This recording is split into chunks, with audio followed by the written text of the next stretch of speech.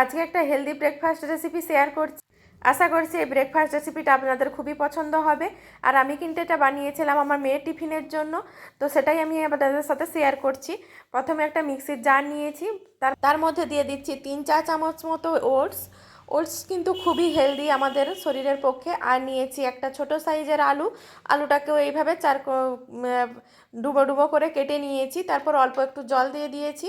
তারপর একটা smooth batter তৈরি করে নেব। আর দেখুন আলুটা দেওয়ার ফলে কিন্তু ব্যাটারটা বেশ স্মুথ হয়ে যায়। আর আমি একটা বাটি নিয়েছি, বাটির মধ্যে কিন্তু ব্যাটারটা ঢেলে নিচ্ছি। এটা আমি মেয়ের মতোই বানাচ্ছি, তাই কিন্তু আমি এখানে লঙ্কা ব্যবহার করব না। আপনারা চাইলে কিন্তু এটা লঙ্কা দিয়েও বানাতে পারেন।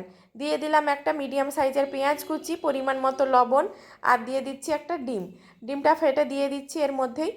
বেশ ভালোভাবে গুলে নিতে হবে ডিমটা দিয়ে। আর এখানে কিন্তু আমি আগেও বলেছি কোনো রকম লঙ্কা ব্যবহার করব না। চাইলে কিন্তু এখানে আপনারা ধনেপাতা কুচি দিতে পারেন, গাজর থাকলে গাজর গ্রেট করে দিতে পারেন। বাচ্চারা তো সবজি খেতে অতটা পছন্দ করে না, কিন্তু এইভাবে দিয়েই ওদেরকে খাওয়াতে হয়।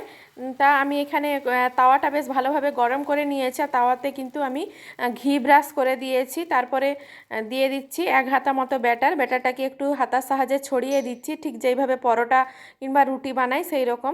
এটা আমি কিন্তু ওটস আর ডিম দিয়ে পরোটা বানালাম। তারপরে বেশ উল্টে পাল্টে লালচে করে ভেজে নিতে হবে, ভেজে কিন্তু তুলে নিচ্ছি। দেখুন আমার মেয়ের মতো এখানে আমি দুটো বানিয়ে নিয়েছি।